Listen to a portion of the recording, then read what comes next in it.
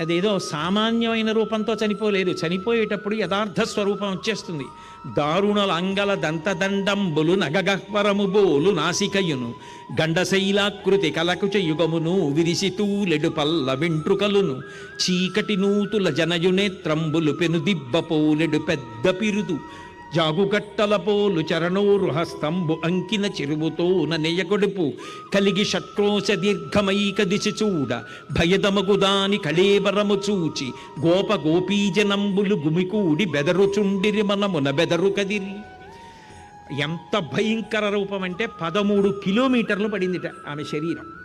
అంత పెద్ద శరీరం పడిపోతే ఆమె ఆ పడిపోయినప్పుడు దారుణల అంగల దంతదండంబులు, నాగలి యొక్క నాగేటి చాలు అంటారే, ఆ నాగేటి చాలు ఎలా ఉంటుందో కోరలు అలా ఉన్నాయి. చీకటి నూతుల జనయునేత్రంబులు, కొన్ని ఊళ్ళల్లో ఉంటాయి, ఆ చాద ఎంత దూరం వేసినా సరే వెళ్ళింది అనుకోవాలంతే, తెలియదు. చీకటి, నీళ్లు కనపడవు, అంత చీకటి నూతులు ఎలా ఉంటాయో కళ్ళంత లోపలికి పోయి పెనుదిబ్బపోలెడు పెద్ద పిరుదు.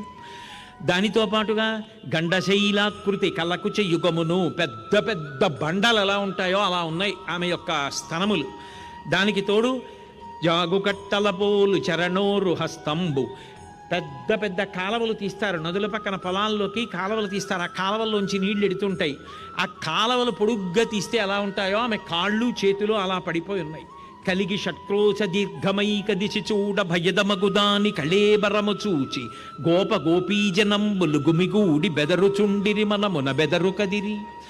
ఆ చుట్టూ చేరినటువంటి అక్కడ ఉన్నటువంటి స్త్రీలు పురుషులు అందరూ కూడా దాని రూపాన్ని చూసి భయపడిపోయి, ఏడి పిల్లాడు అసలు ఎక్కడున్నాడు, పిల్లాడు ఎక్కడున్నాడు అని వెతుకుతుంటే ఎక్కడో ఆ రూపానికి మధ్యలోకి వెళ్ళి చూస్తే ఆ 2 స్తనముల మధ్యలో పడిపోయి ఉన్నాడు.